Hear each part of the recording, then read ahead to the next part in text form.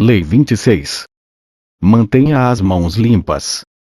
Você deve parecer um modelo de civilidade. Suas mãos não se sujam com erro e atos desagradáveis.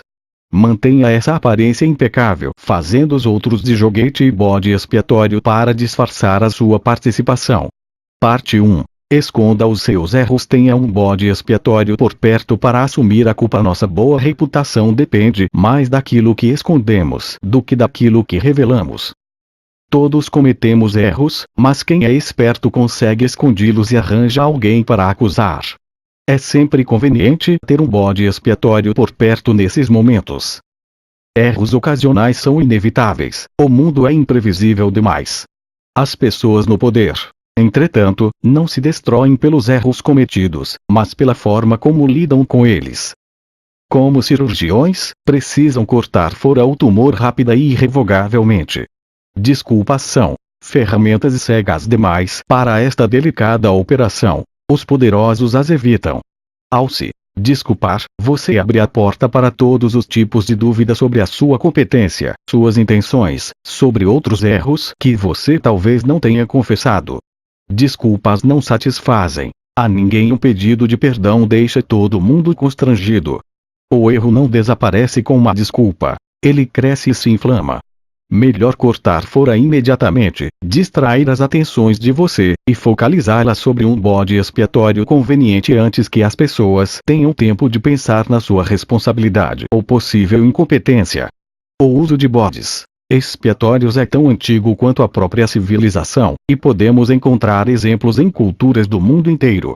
A ideia principal por trás destes sacrifícios é passar a culpa e o pecado para uma figura externa, objeto, animal ou homem, que depois é banida ou destruída. Os hebreus costumavam pegar um bode vivo, daí o termo bode expiatório, sobre cuja cabeça o sacerdote colocava ambas as mãos enquanto confessava os pecados dos filhos de Israel. Depois de transferidos esses pecados para o animal, ele era levado para o deserto e lá ficava abandonado. No caso dos atenienses e dos astecas, o bode expiatório era humano, quase sempre uma pessoa alimentada e criada com este objetivo. Visto-se considerar que a fome e as pragas eram castigos impostos pelos deuses aos humanos por seus maus atos, o povo sofria não só com a fome e as pragas, mas com a culpa também. Eles se livravam desse sentimento de culpa transferindo para uma pessoa inocente, cuja morte tinha a intenção de satisfazer os poderes divinos e banir o mal entre eles.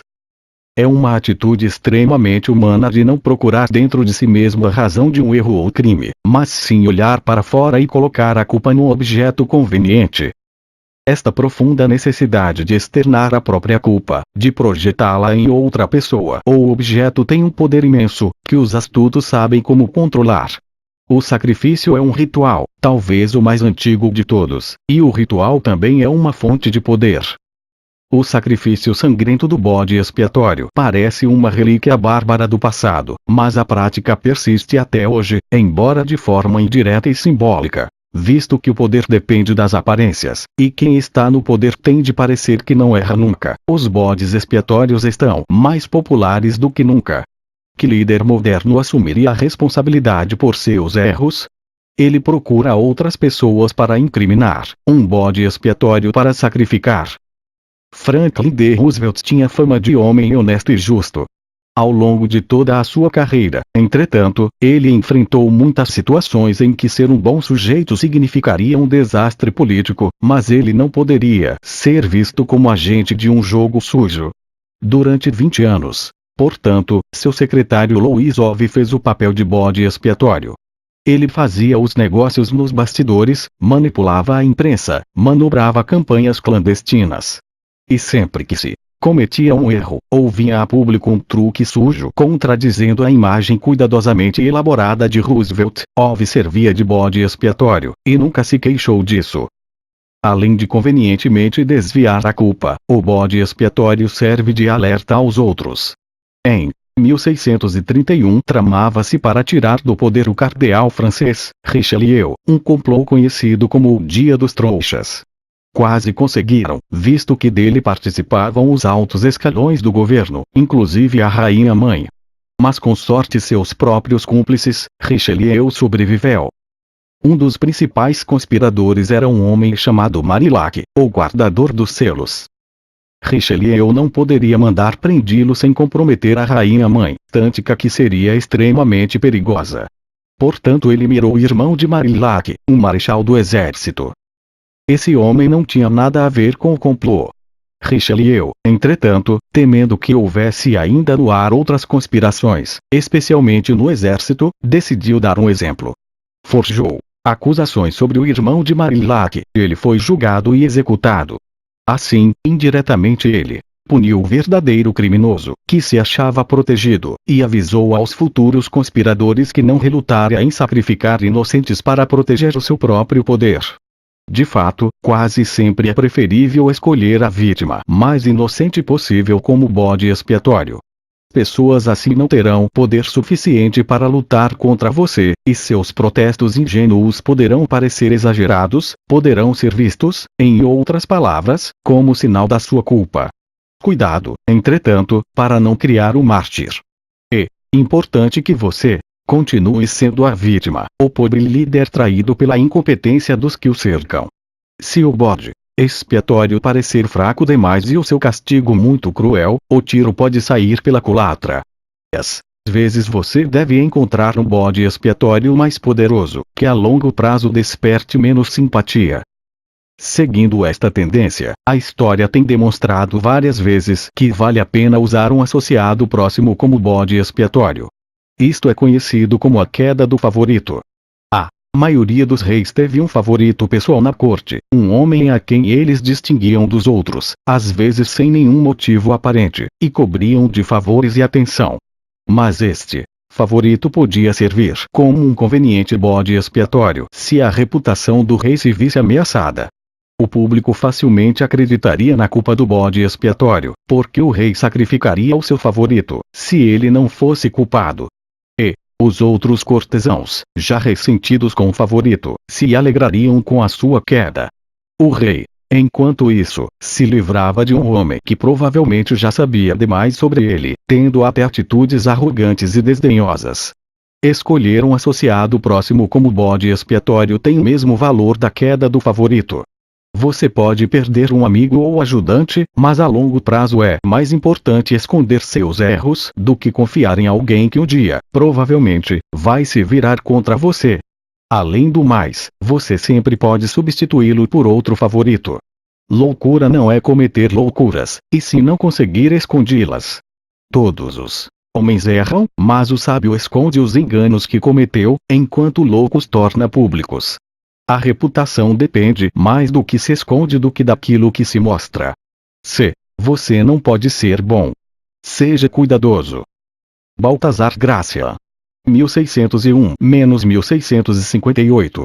Os atenienses mantinham regularmente uma quantidade de seres degradados e inúteis. E quando acontecia uma calamidade, tal como uma praga, enchente ou escassez de alimentos, esses bodes expiatórios eram levados, e depois sacrificados, aparentemente apedrejados do lado de fora da cidade. T. Goldenburg, C. James George Fraser 1854-1941 Parte 2. Não coloque a sua mão no fogo. Uma rainha não deve sujar as mãos com tarefas inglórias, nenhum rei pode aparecer em público com o rosto manchado de sangue. Mas o poder não sobrevive sem o esmagar constante de inimigos, sempre haverá pequenas tarefas sujas que precisam ser feitas para manter você no trono. Em geral será alguém fora do seu círculo imediato, que provavelmente não perceberá que está sendo usado. Você encontra esses trouxas por toda parte, gente que gosta de prestar favores, especialmente se você lhes jogar um ossinho, ou dois, em troca. Mas enquanto realizam tarefas que para eles podem parecer bastante inocentes, ou pelo menos totalmente justificadas, na verdade abrem o caminho para você, espalhando as informações que você lhes dá, destruindo aos poucos pessoas que eles não percebem serem suas rivais, inadvertidamente promovendo a sua causa, sujando as mãos enquanto as suas permanecem imaculadas. Se você estiver temporariamente enfraquecido e precisar de tempo para se recuperar, quase sempre é mais vantajoso usar as pessoas ao seu redor como uma cortina para esconder suas intenções e como uma pata de gato para fazer o trabalho por você. Procure uma terceira parte, com quem dividir um inimigo, mesmo que por motivos diversos. Depois se aproveite do seu poder superior para dar golpes que lhe custariam muito mais energia, visto que você é mais fraco. Você pode até delicadamente guiá-los para atitudes hostis. Procure sempre flagrantemente agressivo. Com frequência eles estão mais dispostos a entrar numa briga, e você pode escolher exatamente a briga certa para o seu objetivo. Saiba que prestar um favor não é coisa simples. Não se deve fazer estardalhaço nem ser óbvio demais, pois quem recebe sente o peso da obrigação. Isto pode dar um certo poder a quem dá, mas é um poder que acaba se autodestruindo porque só desperta ressentimentos e resistência. Um favor prestado indiretamente e com elegância tem 10 vezes mais poder. O cortejador usa a mão enluvada para abrandar os golpes desfechados contra ele, disfarçar cicatrizes, tornar o ato de resgate mais elegante e limpo. Ao ajudar os outros, o cortejador acaba se ajudando. Jamais imponha um favor seu. Busque um jeito de tirar indiretamente seus amigos de dificuldades sem se impor ou fazer com que eles se sintam devedores. Como líder você pode imaginar que o zelo constante e a aparência de trabalhar mais do que todos signifique poder. Na verdade, entretanto, tudo isso tem o efeito contrário. Sugere fraqueza. Porque você trabalha tanto? Talvez seja incompetente e tenha de se esforçar mais para continuar onde está. Talvez você seja uma dessas pessoas que não sabem delegar poderes e precisam se meter em tudo. Os verdadeiramente poderosos, por outro lado, não parecem nunca ter pressa ou estar sobrecarregados de trabalho. Enquanto os outros se esfalfam, eles descansam. Sabe onde encontrar quem que vai labutar enquanto eles poupam suas energias, e não queimam suas mãos no fogo. Similarmente, você pode achar que assumindo o trabalho sujo, envolvendo-se diretamente em ações desagradáveis, está impondo seu poder e inspirando temor. De fato, você está mostrando uma imagem feia e abusiva da sua alta posição. Pessoas verdadeiramente poderosas não sujam as mãos. Ficam cercadas apenas de coisas boas, e só anunciam conquistas gloriosas. Frequentemente você verá que é preciso, é claro, gastar energia ou ter uma atitude nociva porém necessária. Mas, você não deve nunca parecer que é o agente dessa ação. Encontre alguém para sujar as mãos por você. Desenvolva a arte de encontrar, usar e, no devido tempo, se livrar dessas pessoas depois de cumprido o seu papel de pata do gato.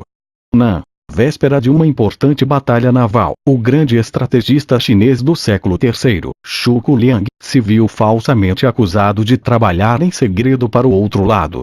Como prova da sua lealdade, seu comandante mandou que ele produzisse 100.000 flechas para o exército em 3 dias, ou morreria. Em vez de tentar fazer as flechas, uma tarefa impossível, Liang pegou uma dúzia de barcos e mandou amarrar montes de palha ao lado de cada um deles. No fim da tarde, quando o rio costumava ficar coberto de neblina, ele arrastou os barcos em direção ao campo inimigo.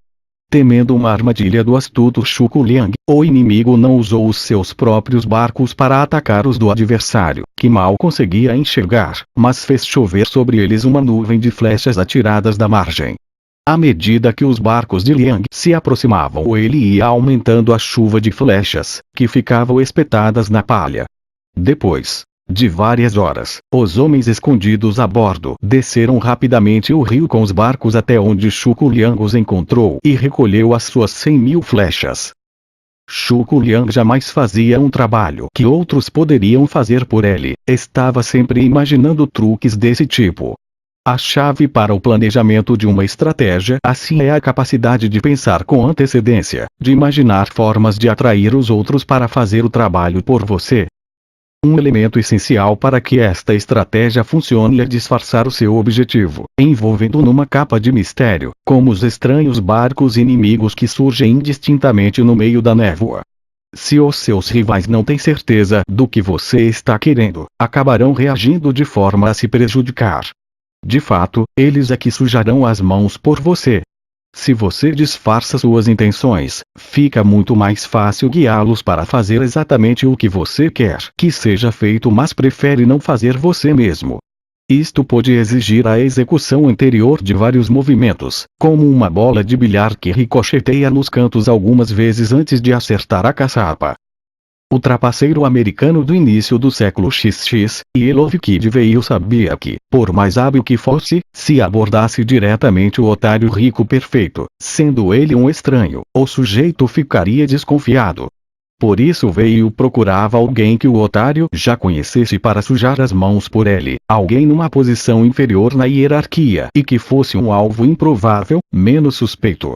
Veil fazia esse alguém se interessar por um esquema que prometia render uma enormidade de dinheiro. Convencido de que o esquema era para valer, ele em geral sugeria, sem ninguém o lembrar disso, que seu chefe ou amigo rico também deveria participar. Com mais dinheiro para investir, esse chefe ou amigo aumentaria o tamanho do bolo e todos ganhariam mais. O sujeito que servia de disfarce, então, envolveria o rico otário, que era o alvo de Veil desde o início, mas que não desconfiaria de uma armadilha, visto que o seu confiável subordinado é que o tinha amarrado. Artifícios desse tipo são em geral a melhor maneira de abordar a pessoa com poder. Use um associado ou subordinado para fazer a ligação entre você e o seu alvo principal. O disfarce estabelece a sua credibilidade e o protege da desagradável aparência de estar exagerando na bajulação. A maneira mais fácil e eficaz de se aproveitar da disfarce quase sempre é dando-lhe uma informação falsa que ele vai logo contar para o seu alvo principal. Informações falsas ou inventadas são uma arma poderosa, especialmente se divulgadas por um trouxa de quem ninguém desconfia. Você vai ver que é muito fácil bancar o inocente e não deixar ninguém perceber a origem delas. O estratégico terapeuta Milton H. Erickson costumava ter entre seus pacientes casais em que a esposa queria fazer a terapia, mas o marido se recusava terminantemente. Em vez de se cansar tentando tratar diretamente com o homem, Erickson atendia a esposa sozinha e, conforme ela ia falando, ele inseria na conversa interpretações do comportamento do marido que ele sabia que o irritariam. Com certeza, ela ia contar para o marido que o médico tinha dito. Depois de algumas semanas, ele já estava tão furioso que acaba insistindo em acompanhar a mulher para acertar as contas com o médico. Finalmente, há ocasiões em que se oferecer deliberadamente para tirar a castanha do fogo pode lhe dar um grande poder. É o ardil do perfeito cortesão. Seu símbolo é Sir Walter Raleigh, que certa vez colocou seu casaco na lama para que a rainha Elizabeth não sujasse os sapatos. Como um instrumento que protege um senhor ou um par de coisas desagradáveis ou perigosas, você ganha um imenso respeito, que mais cedo ou mais tarde dará seus dividendos. Lembre-se, se conseguir dar a sua assistência de uma forma sutil e graciosa, em vez de se mostrar orgulhoso ou incômodo, sua recompensa será ainda mais satisfatória e poderosa. Faça você mesmo tudo o que for agradável, para o que for desagradável você usa os outros. Com o primeiro procedimento você sai favorecido, com o segundo você desvia a má vontade. Negócios importantes quase sempre exigem recompensas e punições. De você só deve vir o que é bom, o ruim virá dos outros. Baltazar Gracián, 1601-1658. Eu prefiro trair o mundo inteiro do que deixar que o mundo me traia. General T.S. A.U.T.S. A.U. C. 155, 220 D.C. A Justiça de Cheon. Certa vez, aconteceu uma desgraça na cidade de Cheon. O sapateiro da cidade assassinou um dos seus clientes. Ele foi então levado ao juiz, que o condenou à forca. Anunciado o veredicto, um dos cidadãos se levantou e gritou: "Se me permite, Vossa Senhoria acaba de condenar à morte o único sapateiro da cidade. Só temos ele. Se o enforcar, quem vai consertar nossos sapatos? Quem? Quem?" Gritaram todos da cidade de Cheon a uma só voz. O juiz balançou a cabeça concordando e reconsiderou o seu veredicto. "Bom povo de Cheon", disse ele, "o que dizem é verdade. Visto que só temos um sapateiro, seria um grave erro contra a comunidade deixá-lo morrer. E, como existem 2 telhadores na cidade, que um deles seja enforcado no seu lugar. A Treasury of Jewish Folklore, Nathan Alzubel. Não se deve ser direto demais. Veja a floresta. As árvores retas são cortadas, as retorcidas permanecem de pé. Kautilya, filósofo hindu, século 3 AC, Org. 1948. O inverso. O disfarce e o bode expiatório devem ser usados com extrema cautela e delicadeza. Eles são cortinas que escondem do público seu próprio envolvimento no trabalho sujo. Se de repente a cortina se erguer e você for visto como manipulador, o senhor dos fantoches, toda a dinâmica mudará de rumo, sua mão será vista por toda a parte, e você será acusado de infortúnios com os quais não tem nada a ver. Depois que a verdade vem à tona, as coisas vão tomando uma proporção incontrolável. Em 1572, a rainha Catarina de Médici, da França, conspirava para acabar com Gaspard de Coligny, almirante da armada francesa e importante membro da comunidade huguenote, protestantes franceses. Coligny era amigo do filho de Catarina, Carlos IX, e ela temia a sua crescente influência sobre o jovem rei. Ela arrumou, portanto, um membro da família Guise, um dos das reais mais poderosos da França, para assassiná-lo. Mas, secretamente, Catarina tinha outro plano. Ela queria que os huguenotes acusassem os Guise de terem matado um de seus líderes, e se vingassem. Com uma só tacada, ela apagaria ou prejudicaria 2 perigosos rivais, Coligny e a família Guise. Mas os 2 tiros saíram pela culatra. O assassino errou o alvo, ferindo apenas Coligny. Sabendo que Catarina era sua inimiga, ele desconfiou seriamente de que ela é quem tinha tramado o ataque, e contou para o rei. Acabou que o assassinato fracassado e as discussões que se seguiram deram origem a uma série de acontecimentos, resultando numa sangrenta guerra civil entre católicos e protestantes, que culminou no horrível massacre conhecido como a Noite de São Bartolomeu, quando milhares de protestantes foram mortos. Se tiver de usar um disfarce ou bode expiatório numa ação de sérias consequências, cuidado. Exagerar pode ser prejudicial. É sempre mais sensato usar esses trouxas em tarefas mais inocentes, quando um erro não causará danos graves. Finalmente, há momentos em que é mais vantajoso não disfarçar o seu envolvimento ou responsabilidade, mas assumir você mesmo a culpa por algum erro. Se você tem poder e está seguro dele, deve às vezes representar o penitente. Com o olhar pesaroso, você pede perdão aos mais fracos. E o truque do rei que fica exibindo o seu sacrifício pelo bem-estar do povo.